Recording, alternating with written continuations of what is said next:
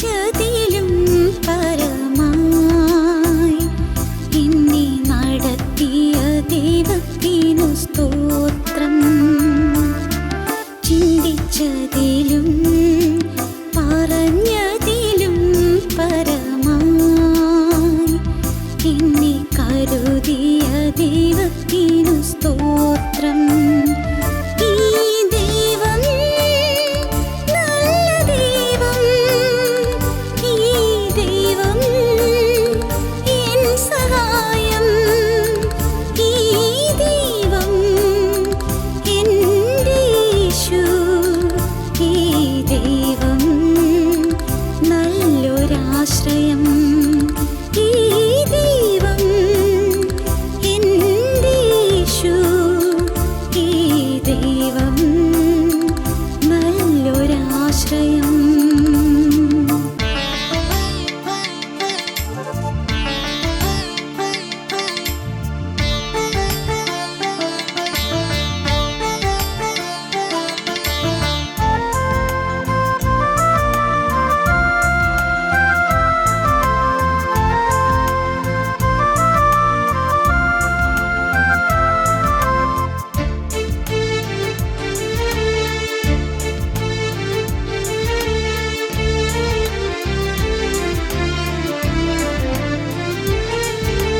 ശത്രു അടച്ച വഴി കണ്ടപ്പോൾ ശക്തിയോടെ ഞാൻ നൊന്തു പ്രാർത്ഥിച്ചു. നന്മയ്ക്കെതിരെ കോട്ടകൾ കെട്ടി നിന്നയാക്കിടാൻ ശ്രമിച്ച നേരം പുതുവഴികൾ തുറന്നു ദൈവം. പുതിയ നന്മ ഒരുക്കി ദൈവം. പുതുവഴികൾ തുറന്നു ദൈവം. പുതിയ നന്മ ഒരുക്കി ദൈവം. നിനച്ചതിലും പരമായി ചിന്തിച്ചതിലും പരമായി ചോദിച്ചതിലും നിനച്ചതിലും പരമായി എന്നെ നടത്തിയ ദൈവത്തിനു സ്തോത്രം. ചിന്തിച്ചതിലും പറഞ്ഞതിലും പരമായി എന്നെ കരുതിയ ദൈവത്തിനു സ്തോത്രം. ഈ ദൈവം നല്ല ദൈവം, ഈ ദൈവം എൻ സഹായം, ഈ ദൈവം എൻ്റെ യേശു, ഈ ദൈവം നല്ലൊരാശ്രയം, ഈ ദൈവം എൻ്റെ യേശു, ഈ ദൈവം നല്ലൊരാശ്രയം.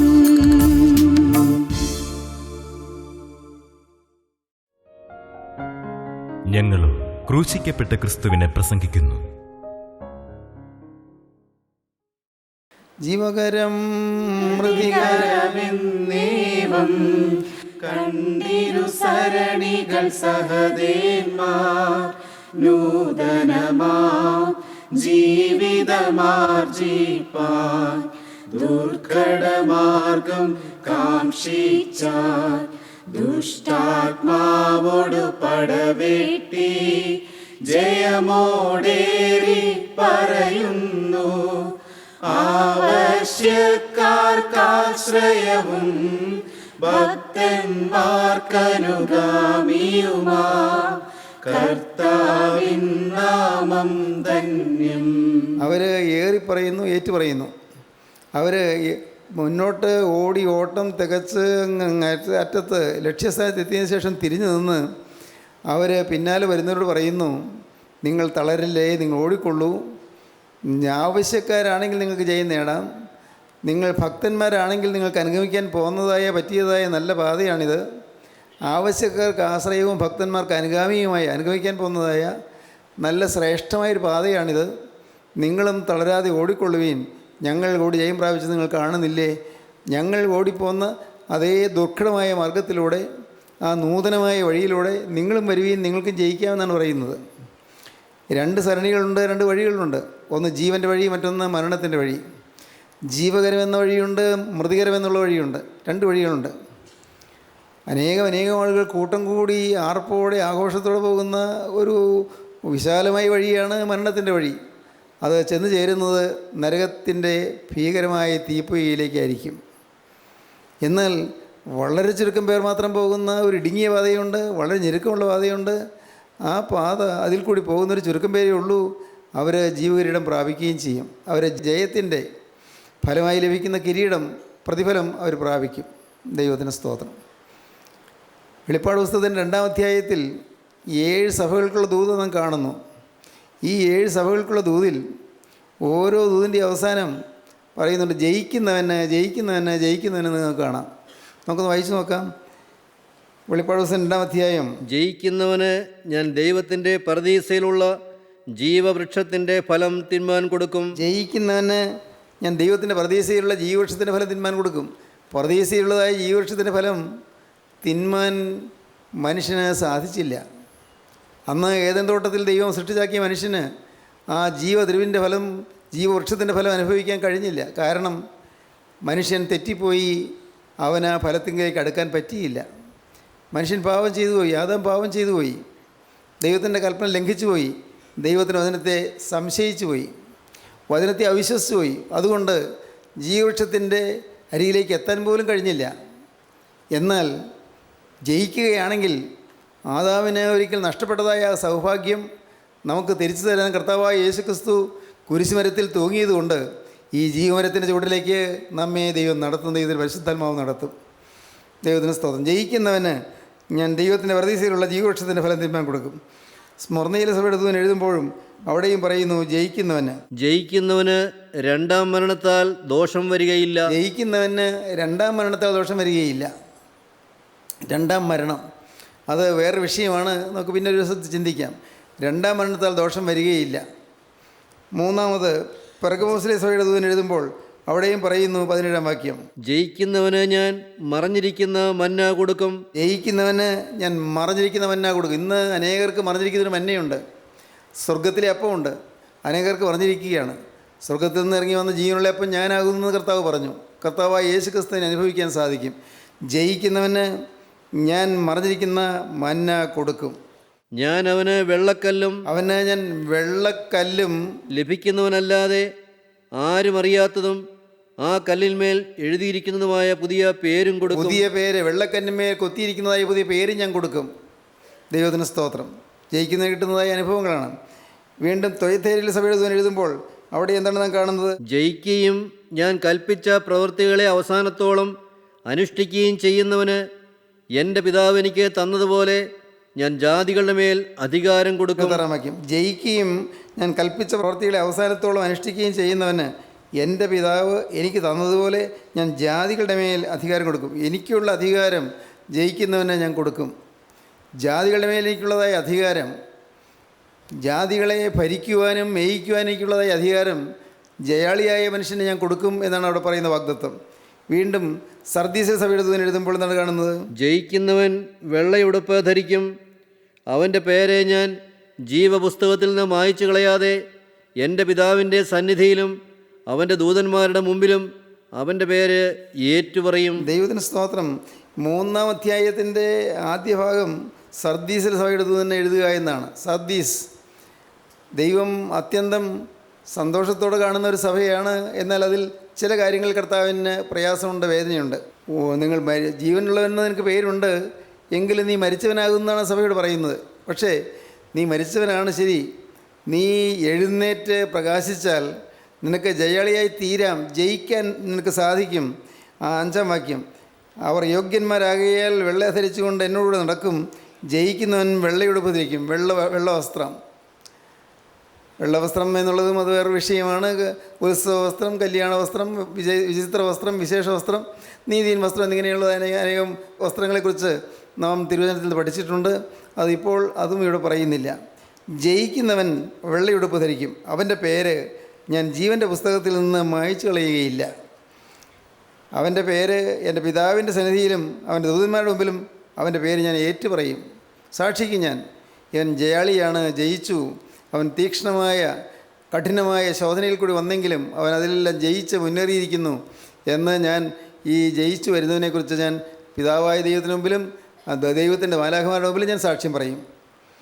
അടുത്തത് ഫിലദൽഫിയയിലെ സഭയുടെ ദൂതനാണ്. ഫിലദൽഫിയയിലെ സഭയുടെ ദൂതൻ എഴുതുമ്പോൾ എന്താണ് പറയുന്നത്? ജയിക്കുന്നവനെ ഞാൻ എൻ്റെ ദൈവത്തിൻ്റെ ആലയത്തിൽ ഒരു തൂണാക്കും. 12-ാം വാക്യം, 3:12.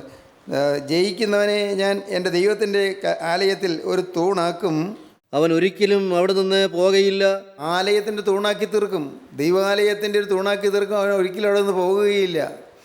ആ ദൈവാലയത്തിൻ്റെ എല്ലാ ഭാഗങ്ങളും ഈ തൂണിൽ ആശ്രയിച്ചാണ് നിൽക്കുന്നത്. അങ്ങനെ ഒരു തൂണായി ഞാൻ നിന്നെ നിർത്തും. ദൈവത്തിന് സ്തോത്രം.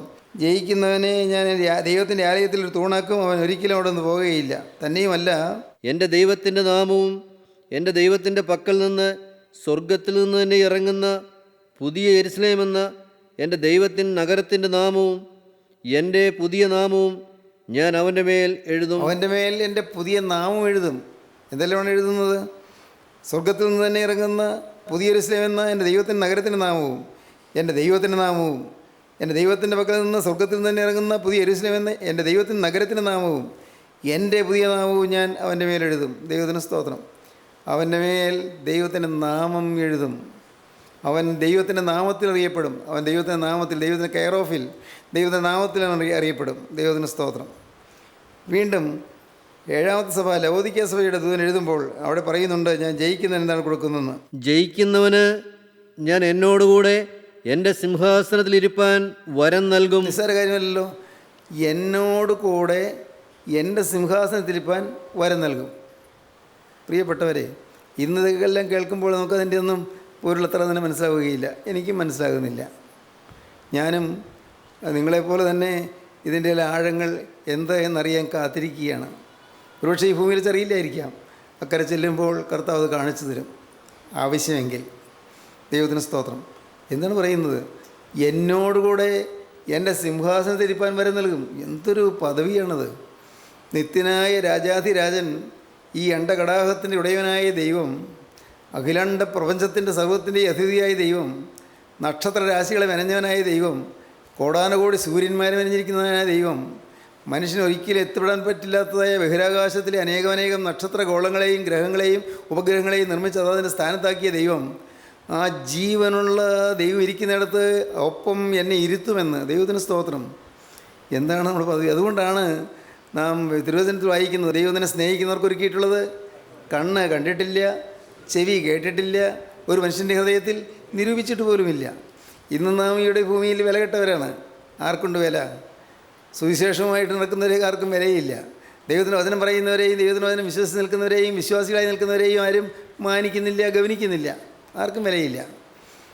അവരെക്കുറിച്ച് എന്തെല്ലാം ആക്ഷേപം പറയാൻ പറ്റുമോ അതെല്ലാം പറഞ്ഞുകൊണ്ടിരിക്കുകയും ചെയ്യും. പക്ഷേ ഒരു കാര്യമുണ്ട്, ഈ കാലം കഴിഞ്ഞ് 10, 80 അല്ല 90 അല്ല 100 ആകട്ടെ, ഈ ആയുസ് കഴിഞ്ഞ് നാം മരണത്തിൻ്റെ വാതിൽ വഴിയായി തിരശ്ശീലയ്ക്കപ്പുറത്തേക്ക് കടന്നു ചെല്ലുമ്പോൾ കാണുന്ന ആ നിത്യത, നിത്യനായ ദൈവത്തിൻ്റെ സിംഹാസനത്തിൽ അവനോട് ഇരിപ്പാനുള്ളതേ വരമാണ് നമുക്ക് വാഗ്ദാനം ചെയ്തിരിക്കുന്നത്. ജയിക്കുന്നതിന് ഞാൻ ദൈവത്തിൻ്റെ സിംഹാസനത്തിൽ ഇരിപ്പാൻ വരം നൽകും. ദൈവത്തിന് സ്തോത്രം. എങ്ങനെയാണത്? അടുത്ത വാക്യം, ഞാനും ജയിച്ച് എൻ്റെ പിതാവിനോടുകൂടെ അവൻ്റെ സിംഹാസനത്തിൽ ഇരുന്നതുപോലെ തന്നെ. ഞാനും ജയിച്ച് എൻ്റെ പിതാവിനോടുകൂടെ അവൻ്റെ സിംഹാസനത്തിൽ ഇരുന്നതുപോലെ തന്നെ. ദൈവത്തിന് സ്തോത്രം. പ്രിയപ്പെട്ടവരെ, ദൈവത്തോടുകൂടെ വസിക്കുക. പ്രിയപ്പെട്ടവരെ, നമ്മുടെയൊക്കെ നിസ്സാരമായ ചിന്താഗതിയിൽ നാം ചിന്തിച്ചു പോയിട്ടുള്ളത്, കർത്താവേ നിൻ്റെ രാജ്യത്തിലേക്ക് എന്നെ പ്രവേശിപ്പിക്കണമേ, ഞാൻ നരകാഗ്നിയിലേക്ക് തള്ളപ്പെട്ടു പോകല്ലേ, എൻ്റെ സ്വന്തമായ പ്രകൃതം, എൻ്റെ സ്വന്തമായ സ്വഭാവം വെച്ച് പറഞ്ഞാൽ ഞാൻ നരകത്തിലേക്ക് പോകേണ്ടവനാണ്, എനിക്ക് സ്വർഗ്ഗരാജ്യത്തിലെത്തുവാനുള്ള യോഗ്യതയില്ല. കൃപയാൽ നീ എന്നെ രക്ഷിച്ചതുകൊണ്ട് മാത്രമാണ് ഞാനവിടെ എത്തുന്നത്. കൃപയാൽ നിൻ്റെ കൃപ മാത്രം. ഫ്രീ ഗിഫ്റ്റ് ഓഫ് ഗോഡ്, ദൈവത്തിൻ്റെ സൗജന്യദാനം. ആ സൗജന്യദാനം കൊണ്ടാണ് എനിക്ക് അവിടെ എത്താൻ സാധിക്കുന്നത്, എൻ്റെ യോഗ്യത കൊണ്ടല്ല. ഞാനോ ഭാവിയായ മനുഷ്യൻ. കർത്താവേ, പക്ഷേ എനിക്ക് നീ വാഗ്ദത്തം ചെയ്തിരിക്കുന്നതോ അവനോട് കൂടെ ഇരിക്കാനുള്ള വരമാണ്. ദൈവത്തിന് സ്തോത്രം. ഒരുപക്ഷേ നാം ഇതിൻ്റെ ഒന്നും വില ഇപ്പോൾ മനസ്സിലാകുന്നില്ല. എന്നാൽ ഒരു ദിവസം നാം മനസ്സിലാകും. അത് മനസ്സിലാകുന്നത് കർത്താവിൻ്റെ രാജ്യത്തിലെത്തിയിട്ടാകട്ടെ. നരകത്തിൽ കിടന്നുകൊണ്ട് മനസ്സിലായാൽ പ്രയോജനമില്ലല്ലോ. നരകാഗ്നിയിൽ പൊരിഞ്ഞുകൊണ്ട് മനസ്സിലാക്കിയ എന്ത് പ്രയോജനം? നിരാശ തന്നെ, കരച്ചിലും പല്ലുകടിയും തന്നെ. വേദനയുടെ കരച്ചിലും നിരാശയുടെ പല്ലുകടിയും, അതല്ലേ പിന്നെ ബാക്കിയുള്ളൂ. അനേകം പേര് നമ്മുടെ കൂടെ ഉള്ളവരും അനേകം പേര് നരകാഗ്നിയിൽ വെന്തിരിയുന്നു, നരകത്തിലേക്ക് പോകുന്നു. അവർ ഈ പറയുന്നത് എന്താണെന്ന് മനസ്സുപോലും മനസ്സിലാക്കാതെ, ക്രിസ്തുവിനെ കൈക്കൊള്ളാതെ, ക്രിസ്തുവിൻ്റെ വചനം സ്വീകരിക്കാതെ, ക്രിസ്തുവിൻ്റെ രക്ഷ എന്തായെന്ന് അറിയാതെ, ക്രിസ്തുവിനെ രക്ഷകനായി അംഗീകരിക്കാതെ, ജീവിതം ക്രിസ്തുവിന് സമർപ്പിക്കാതെ ഇന്ന് അനേകം ആളുകൾ ഇന്ന് നാശത്തിലേക്ക് പോയിക്കൊണ്ടിരിക്കുന്നു. പക്ഷേ അവരും കാണും ഈ സ്വർഗ സൗഭാഗ്യം. നരകത്തിൻ്റെ ഭീകരതയിൽ കിടന്നുകൊണ്ട്, നരകത്തിൻ്റെ യാതന ഏറ്റുകൊണ്ട് കിടന്നുകൊണ്ട് അവരും കാണും സ്വർഗത്തിൻ്റെ സൗഭാഗ്യം എന്താ എന്ന്.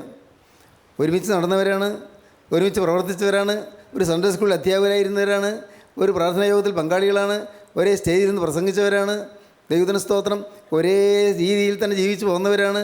പക്ഷേ ഒരാൾ നരകത്തിൻ്റെ ഭീകരതയിലേക്കും ഒരാൾ സ്വർഗത്തിൻ്റെ സൗഭാഗ്യത്തിലേക്കും മാറുന്നു. ദൈവത്തിന് സ്തോത്രം. അതാണ് കർത്താവ് പറഞ്ഞത്. കർത്താവ് വരുമ്പോൾ രണ്ടുപേർ വയലിലായിരിക്കും, ഒരുത്തിനെ കൈക്കൊള്ളും മറ്റൊന്നെ ഉപേക്ഷിക്കും. ഒരേ വയലിലാണ് വേല ചെയ്യുന്നത്. രണ്ടുപേരും ഒരേ വയലിലാണ് വേല ചെയ്യുന്നത്.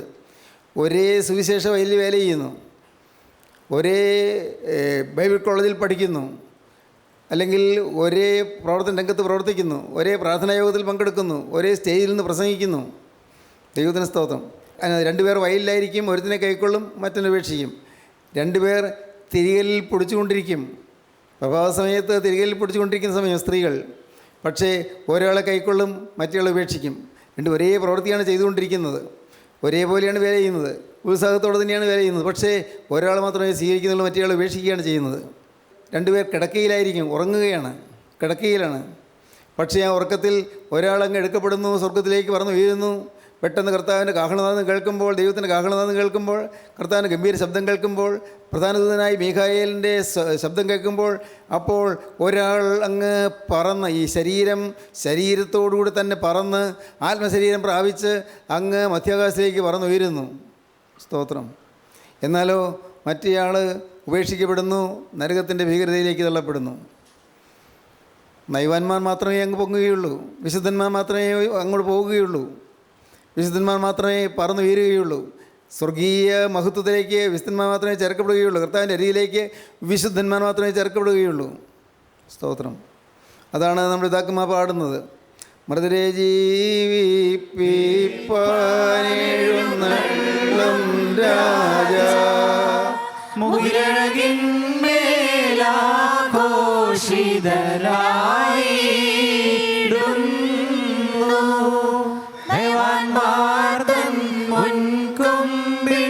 നാദം കേട്ടി തങ്കിയണിഞ്ഞെതിരേൽപ്പാനായി പോയിടുന്നു.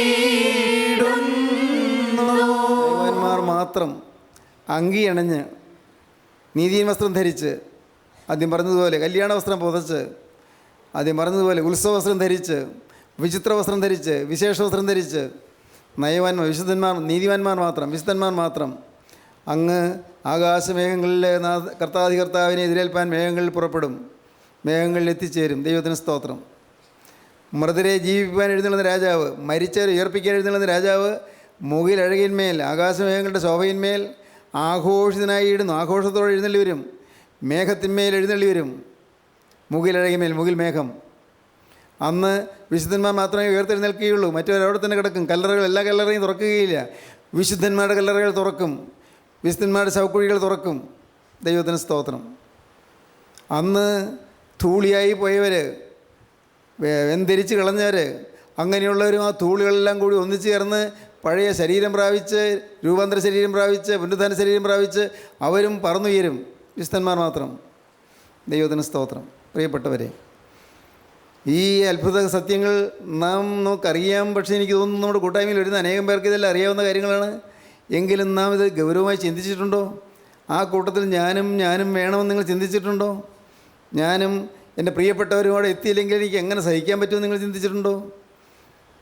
പ്രിയപ്പെട്ടവരെ, നമുക്ക് ചിന്തിക്കാവുന്ന കാര്യമാണോ നമ്മുടെ ഏറ്റവും പ്രിയപ്പെട്ടവർ അവർ നരകാഗ്നിയിലേക്ക് പോവുകയും നാം ഒരാൾ രക്ഷപ്പെടുകയും ചെയ്യുക എന്നുള്ളത്? അതുതന്നെ എത്രയോ വലിയ മനോവേദന ഉണ്ടാക്കുന്ന കാര്യമാണ്. അല്ലാതെ നമ്മുടെ ഏറ്റവും പ്രിയപ്പെട്ടവരിൽ സ്വർഗത്തിൽ ദൈവത്തോടെ ഇരിക്കുകയും നാം ഉപേക്ഷിക്കപ്പെടുകയും ചെയ്യുന്ന എത്രയോ ഭയാനകമായ കാര്യമാണ്. ജയാളികളായി തീരണം, ജയിക്കുക, ജയാളിയായി തീരുക, ജേതാവായി തീരുക. ദൈവത്തിന് സ്തോത്രം. ദൈവത്തിൻ്റെ വലിയ നാമം മഹത്വപ്പെടട്ടെ. സ്നേഹിതരെ, ഞാൻ ചോദിച്ചോട്ടെ, നിങ്ങളുടെ ജീവിതത്തിൽ ഈ ജയജീവിതത്തിനുള്ളതായി ഒരുക്കം വല്ലതുമുണ്ടോ? ഇന്നുവരെയും അതിനുവേണ്ടി നിങ്ങൾ ഒരുങ്ങിയിട്ടുണ്ടോ? എനിക്കൊരു പരിശുദ്ധനായി തീരണമെന്ന് നിങ്ങൾ ചിന്തിച്ചിട്ടുണ്ടോ? എനിക്കൊരു വിശുദ്ധനായി തീരണമെന്ന് നിങ്ങൾ ചിന്തിച്ചിട്ടുണ്ടോ? ഇന്ന് നിങ്ങളിത് കേട്ടുകൊണ്ടിരിക്കുമ്പോൾ തന്നെ നിങ്ങളുടെ ഹൃദയത്തിൽ അങ്ങനെ ഒരു മുള വരട്ടെ, ഒരു ചെറിയ വിത്ത് വീഴട്ടെ. എനിക്ക് ഒരു വിശുദ്ധനായി തീരണം, ഒരു ചെറിയ മാനസാന്തരം പോരെ എനിക്ക്.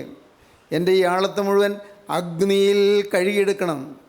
എൻ്റെ ഈ സ്വഭാവം മുഴുവൻ സ്വർഗീയ അഗ്നിയാകുന്ന പരിശുദ്ധാത്മാവിൻ്റെ തീജ്വാലയിൽ കഴുകിയെടുക്കണം. എൻ്റെ സ്വഭാവം മുഴുവൻ മാറണം. എൻ്റെ സ്വഭാവം മുഴുവൻ മാറിയൊരു പുതിയ സ്വഭാവം എനിക്ക് ലഭിക്കണം. കോപം മാറിയാൽ പോരാ, മദ്യപാനം മാറിയാൽ പോരാ, വൃത്തികെട്ട കൂട്ടുകെട്ടുകൾ മാറിയാൽ പോരാ, പുറമേയുള്ളതായ വൃത്തികേടുകളോ അല്ലെങ്കിൽ വെറുക്കൂത്തുകളോ അതൊന്നും മാറിയാലും പോരാ, അതൊക്കെ മാറണമല്ലോ. പക്ഷേ അതുകൊണ്ട് കാര്യമായില്ല. എൻ്റെ ആകമാനമായ ആളത്വം മുഴുവനായി രൂപാന്തരപ്പെടണം. ആളത്വം സമ്പൂർണ്ണമായി രൂപാന്തരപ്പെടണം. ഇന്നും നാം എല്ലാവരും, പ്രിയപ്പെട്ടവരെ, അനേകം പേരും ലോകത്തിൻ്റെ അടിമകളാണ്. പ്രകടമായ പാവമൊന്നും കാണുകയില്ല, പക്ഷേ ലോകത്തിൻ്റെ അടിമകളാണ്. ലോകമാണ് നമ്മെ ഭരിക്കുന്നത്. ഈ ലോകം എന്താണ്? ലോകം എനിക്ക് കർത്താവിന് കൊടുത്തതായ ആ കുരിശാണ് തരുന്നത്, അല്ലാതെ വേറൊന്നും തരികയില്ല. ഈ ലോകം എനിക്ക് തരുന്നതൊന്നും എനിക്ക് നിലനിൽക്കുന്നതായ സമ്പത്തല്ല. ഈ ലോകത്ത് കുറച്ച് രൂപയുണ്ടായി, അല്ലെങ്കിൽ സമ്പത്തുണ്ടായി, കുറച്ച് ഭൂമിയുണ്ടായി, നല്ല വീടുണ്ടായി, നല്ല സൗകര്യങ്ങളുണ്ടായി, നല്ല കിടപ്പാടുമുണ്ടായി, നല്ല വസ്ത്ര സംവിധാനങ്ങളുണ്ട്, എല്ലാം ഉണ്ട്, ശരി. പക്ഷേ ഇതുകൊണ്ടൊന്നും അക്കരയ്ക്ക് പോകാനൊക്കുകയില്ല, സ്വർഗ്ഗരാജ്യത്തിലെത്താനൊക്കുകയില്ല. ഇതെല്ലാം ഇവിടെ ഇട്ടിട്ടേ നാം പോവുകയുള്ളൂ. ഏകനായി വന്നവൻ ഏകനായി പോകുന്നൊരു ദിവസമുണ്ട്. ദൈവത്തിന് സ്തോത്രം. ഏകനായി വന്നവനാണ് ഏകനായി പോകും. ഇന്ന് നല്ല കരുത്തുണ്ട്, നല്ല ശേഷിയുണ്ട്, നല്ല ഊർജ്ജസ്വലതയുണ്ട്. ഇന്ന് ആരോടും തർക്കിക്കാനുള്ള കഴിവുണ്ട്. ഇന്ന് ദൈവം ഉണ്ടോ ഇല്ലയോ എന്നൊക്കെ തർക്കിക്കാനുള്ള കഴിവുണ്ട്. ഇന്ന് പലതും ചോദ്യം ചെയ്യാനുള്ള കഴിവുണ്ട്. ഇന്ന് കൂട്ടായ്മയിൽ വരുന്നവരെ പരിഹസിക്കാനുള്ള കഴിവുണ്ട്. ഇന്ന് ദൈവത്തിൻ്റെ വചനം പറയുന്നവരെ അപഹസിക്കാനും അവരെ ആക്ഷേപിക്കാനുള്ള കഴിവുണ്ട്. ഇന്ന് ആര് ചോദിക്കാനില്ല. പക്ഷെ ഒരു വാക്യമുണ്ട്, സ്വർഗത്തിലെ ദൈവം ചിരിക്കുന്നു എന്ന്. മനുഷ്യൻ കാട്ടിക്കൂട്ടുന്നതായ ഈ മണ്ടത്തരങ്ങളെല്ലാം കണ്ട് കർത്താവ് ചിരിക്കുന്നു എന്ന്. സ്വർഗത്തിലെ ദൈവം ചിരിക്കുന്നു. 2-ാം സങ്കീർത്തനം എടുക്കാമോ? 2-ാം സങ്കീർത്തനത്തിൽ സ്വർഗത്തിൽ വസിക്കുന്നവൻ ചിരിക്കുന്ന ഒരു വാക്യമുണ്ട്, വായിക്കാം. സ്വർഗത്തിൽ വസിക്കുന്നവൻ ചിരിക്കുന്നു, കർത്താവ് അവരെ പരിഹസിക്കുന്നു. അന്ന് അവൻ കോപത്തോടെ അവരോട് അരുളി ചെയ്യും, ക്രോധത്തോടെ അവരെ ഭ്രമിപ്പിക്കും. സ്തോത്രം. ഇന്ന് കർത്താവ് അവരെ നോക്കി ചിരിക്കുകയാണ്. അവരെ വാസ്തവത്തിൽ കർത്താവ് പരിഹസിക്കുകയാണ്. എന്താണ് അങ്ങനെ ദൈവം പരിഹസിക്കുമോ എന്ന് പറഞ്ഞാൽ അതിൻ്റെ അർത്ഥം, ദൈവത്തിൻ്റെ ആ ഹൃദയത്തിൽ ഏൽക്കുന്ന വേദന, അതിവേദനയോടെ കർത്താവ് അത് സഹിച്ചുകൊണ്ട് അവരുടെ മൂഢതയോർത്ത് ദൈവം വളരെ വേദനയോടെ സഹതാപത്തോടെ പരിഹസിക്കുകയാണ്. 2-ാമത്തെ സങ്കീർത്തനം 3-ാം വാക്യം നമുക്ക് വായിക്കാം. നാം അവരുടെ കെട്ടുകളെ പൊട്ടിച്ച് അവരുടെ കയറുകളെ എറിഞ്ഞുകളക. സ്വർഗത്തിൽ വസിക്കുന്നവൻ ചിരിക്കുന്നു, കർത്താവ് അവരെ പരിഹസിക്കുന്നു. അന്നേ അവൻ കോപത്തോടെ അവരോട് അരുളി ചെയ്യും, ക്രോധത്തോടെ അവരെ ഭ്രമിപ്പിക്കും. ദൈവത്തിന് സ്തോത്രം. എന്താണ് കാരണം എന്നറിയാമോ? ജാതികൾ, ദൈവവിശ്വാസം ഇല്ലാത്തവർ, അവർ പറയുകയാണ്, 2-ാം വാക്യം, അവരെന്താണ് ചെയ്യുന്നത്? യഹോവയ്ക്കും അവൻ്റെ അഭിഷക്തനും വിരോധമായി ഭൂമിയിലെ രാജാക്കന്മാർ എഴുന്നേൽക്കുകയും. ഈ ഭൂമിയിൽ അധിപതികളായി ജീവിക്കുന്നവർ, ഈ ഭൂമിയിൽ മേലാളന്മാരായി കഴിയുന്നവർ, ഒരുപക്ഷെ പള്ളിയിലെ മേലാളന്മാരായിരിക്കാം, അല്ലെങ്കിൽ രാഷ്ട്രത്തിലെ മേലാളന്മാരായിരിക്കാം. ഇന്ന് ഈ ഭൂമിയിൽ ഉന്നതന്മാരായി കഴിയുന്നവർ, അവർ വിദ്യാഭ്യാസമുള്ളവരായിരിക്കും, നല്ല പാണ്ഡിത്യമുള്ളവരായിരിക്കും, അവർക്ക് വേദശാസ്ത്രത്തിൽ നിന്ന് നിശ്ചയമുണ്ടായിരിക്കും. പക്ഷേ അങ്ങനെയുള്ളവർ, അവർ യഹോവയ്ക്കും അവൻ്റെ അഭിഷക്തനും വിരോധമായി ഭൂമിയിൽ രാജാക്കന്മാർ എഴുന്നേൽക്കുകയും അധിപതികൾ തമ്മിൽ ആലോചിക്കുകയും ചെയ്യുന്നത്. എന്താണ് ആലോചിക്കുന്നത്? നാം അവരുടെ കെട്ടുകളെ പൊട്ടിച്ച് അവരുടെ കയറുകളെ എറിഞ്ഞുകളക. സ്വർഗത്തിൽ വസിക്കുന്നവൻ ചിരിക്കുന്നു, കർത്താവ് അവരെ പരിഹസിക്കുന്നു. ദൈവത്തിന് സ്തോത്രം. ഇങ്ങനെ മൂഢതയോടെ വ്യർത്ഥമായി ആക്ഷേപവാക്കുകൾ പറയുന്നവരെ, ചിന്തിക്കുന്നവരെ, പരിഹസിക്കുന്നവരെ, അവരെ കർത്താവ് നോക്കി ചിരിക്കുന്നു. സ്വർഗത്തെ നിത്യനായ ദൈവം ഇന്ന് മനുഷ്യൻ്റെ മൂഢത കണ്ട് വേദനിക്കുകയും ചെയ്യുന്നു. മനുഷ്യൻ്റെ വിഡ്ഢിത്തം കണ്ട് വേദനിക്കുന്നു. മനുഷ്യൻ ചിന്തിക്കുന്നു ദൈവം ഉണ്ടോ എന്ന് ചിന്തിക്കുന്ന മനുഷ്യൻ, ദൈവം അങ്ങനെ ഒരാളുണ്ടോ എന്ന് ചിന്തിക്കുന്ന മനുഷ്യൻ. പ്രിയപ്പെട്ടവരെ, നിങ്ങൾ കേൾക്കൂ. ഇപ്പോൾ നിങ്ങൾ ഓരോരുത്തരും അതാത് സ്ഥലത്ത് ഇരിക്കുന്നത് കർത്താവ് കാണുന്നുണ്ട്. ഒരുപക്ഷേ ഈ ഭൂമിയിൽ ഈ 5 വൻകരകളിൽ എവിടെയെങ്കിലുമൊക്കെ ഇരുന്നായിരിക്കും നിങ്ങൾ ഈ വാക്കുകളെ കേൾക്കുന്നത്, കാണുന്നത്. എന്നാൽ നിങ്ങൾ കാണുന്ന അതേ ദൈവം തന്നെ ഇപ്പോൾ എന്നെയും കാണുന്നു. പ്രിയപ്പെട്ടവരെ, നാം എല്ലാം ദൈവത്തിൻ്റെ ദൃഷ്ടിയിലാണ്, ദൈവത്തിൻ്റെ കൺമുമ്പിലാണ്. ദൈവം നമ്മെ നോക്കി പരിഹസിക്കുന്നുണ്ടോ? ദൈവം നമ്മെ നോക്കി കോപിക്കുന്നുണ്ടോ? എന്താണ് ദൈവത്തിൻ്റെ ഭാവം നാം ചിന്തിക്കാറുണ്ടോ? നിത്യനായ ദൈവം, സർവ്വവല്ലഭനായ ദൈവം, സർവജ്ഞനായ ദൈവം, സർവ്വവ്യാപിയായ ദൈവം, എല്ലായിടത്തും വ്യാപിച്ചിരിക്കുന്നതിനായ ദൈവം, ആ ദൈവത്തെ നാം ചോദ്യം ചെയ്യുന്നത് നിർത്താമോ ഇന്ന്? എൻ്റെ കർത്താവേ, എൻ്റെ അവിവേകത്താൽ ഞാൻ പലതും ചിന്തിച്ച് കൂട്ടിപ്പോയി. കർത്താവേ, നിൻ്റെ വേലയെ ഞാൻ പരിഹസിച്ചു പോയി, നിൻ്റെ വേലക്കാരെ ഞാൻ ആക്ഷേപിച്ചു പോയി. എൻ്റെ കർത്താവേ, തെറ്റുകൾ പറ്റിപ്പോയി എന്ന് പറഞ്ഞ് നിങ്ങൾക്ക് വിനയപ്പെടാൻ പറ്റുമോ? ഇന്ന് ഈ വാക്കുകളെ കേട്ടുകൊണ്ടിരിക്കുമ്പോൾ നിങ്ങൾ കർത്തൃസന്നിധിയിൽ ഒന്ന് താഴുക, കർത്താവിൻ്റെ സന്നിധിയിൽ ഒന്ന് വിനയപ്പെടുക. ഈ നിസ്സാര മനുഷ്യൻ, ഇന്ന് കാണുന്നു നാളെ വാടിപ്പോകുന്ന പൂവ് പോലെയുള്ള മനുഷ്യൻ, അത്രയ്ക്കും ക്ഷണികനായ മനുഷ്യൻ, അവൻ എന്ത് പഠിക്കാനാണ്, എന്ത് ചിന്തിക്കാനാണ്, എന്ത് പഠിപ്പിക്കാനാണ്?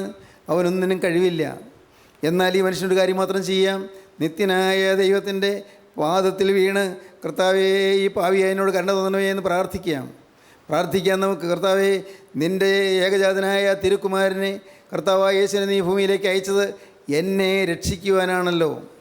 യേശുനാഥ, നീ ക്രൂശിൽ മരിച്ചത് എൻ്റെ പാപത്തിന് ശിക്ഷയായിട്ടാണല്ലോ. യേശുവേ, നീ ക്രൂശിൽ കുറ്റമില്ലാത്ത രക്തം ചിന്തിയത് എന്നെ വീണ്ടെടുക്കാനാണല്ലോ. ഞാൻ വിശ്വസിക്കുന്നു കർത്താവേ, ഞാൻ വിശ്വസിക്കുന്നു. നിൻ്റെ തിരുരക്തത്താൽ എന്നെ ആകമാനൊന്ന് കഴുകണമേ. നിൻ്റെ പരിശുദ്ധാത്മാവിൻ്റെ അഗ്നിയാൽ എന്നെ കത്തുപിടിപ്പിക്കണമേ, എന്നെ ജ്വലിപ്പിക്കണമേ. നിൻ്റെ പരിശുദ്ധാത്മാവിൻ്റെ ശക്തിയാൽ എന്നെ രൂപാന്തരപ്പെടുത്തണമേ, എൻ്റെ ഒരു പുതിയ സൃഷ്ടിയാക്കി മാറ്റണമേ. പ്രാർത്ഥിക്കാമോ? നിങ്ങൾക്ക് കർത്താവിൻ്റെ കരങ്ങളിൽ കൊടുക്കാമോ? ഒരുത്തൻ ക്രിസ്തുവിലായാൽ പുതിയ സൃഷ്ടിയാകുന്നു, പഴയത് കഴിഞ്ഞുപോയി, ഇതാ പുതുതായി തീർന്നിരിക്കുന്നു. ഒരു പുതിയ സൃഷ്ടി, ഒരു പുതിയ അനുഭവം. ക്രിസ്തു ക്രൂശിൽ മരിച്ചു, ഉയർത്തെഴുന്നേറ്റതുപോലെ ഞാനും ഈ ലോകത്തിന് ക്രൂശിക്കപ്പെട്ടു, ഞാനും ഇതാ ഉയർത്തെഴുന്നേറ്റ് ജീവിക്കുന്നു, ഞാനൊരു പുതിയ മനുഷ്യനാണെന്ന് പറയത്തക്കവണ്ണം, പ്രിയപ്പെട്ടവരെ, നിങ്ങൾക്ക് തന്നെ പ്രാഗൽഭ്യം നേടാമോ? ഞാനൊരു പുതിയ മനുഷ്യനായി എന്ന് പറയത്തക്കവണ്ണം തന്നെ ധൈര്യം പ്രാപിക്കാമോ? എങ്കിൽ നിങ്ങൾ ജയിച്ചു. നിങ്ങളുടെ ജീവിതം ഭാഗ്യമുള്ളതായിത്തീരും. സ്വർഗ്ഗരാജ്യത്തിൻ്റെ അവകാശം നിങ്ങൾക്ക് ലഭിക്കും. ദൈവം നിങ്ങളെ അനുഗ്രഹിക്കട്ടെ. ദൈവത്തിന് സ്തോത്രം. ജീവനുള്ള ദൈവമേ, സ്വർഗീയ പിതാവേ, ഈ മഹത്വപൂർണ്ണമായ സമയത്തിനായി ഞങ്ങൾ നിന്നെ സ്തുതിക്കുന്നു, ഞങ്ങൾ നിന്നെ സ്തോത്രം ചെയ്യുന്നു. ഞങ്ങളെ കാണുന്ന ഞങ്ങളുടെ ജീവനുള്ള ദൈവമേ, അവിടുത്തെ കരങ്ങളിലേക്ക് ഞങ്ങളെ തന്നെ സമർപ്പിക്കാൻ ഭാഗ്യം തന്നതിനായി സ്തോത്രം. ഈ മക്കളെ എല്ലാം തൊടണമേ, അനുഗ്രഹിക്കണമേ, ആശീർവദിക്കണമേ, എല്ലാ നന്മകളാൽ നിറയ്ക്കണമേ, അവിടുത്തെ കൃപയിൽ കാത്തുകൊള്ളണമേ, അവിടുത്തെ രണ്ടാമത്തെ വേണ്ടി ഒരുക്കണമേ. യേശു ക്രിസ്തുവിൻ്റെ മഹത്വമുള്ള നാമത്തിൽ പ്രാർത്ഥിക്കുന്ന കൃപയോടെ കേൾക്കണം പിതാവേ. ആമീൻ. ഹല്ലേലൂയ.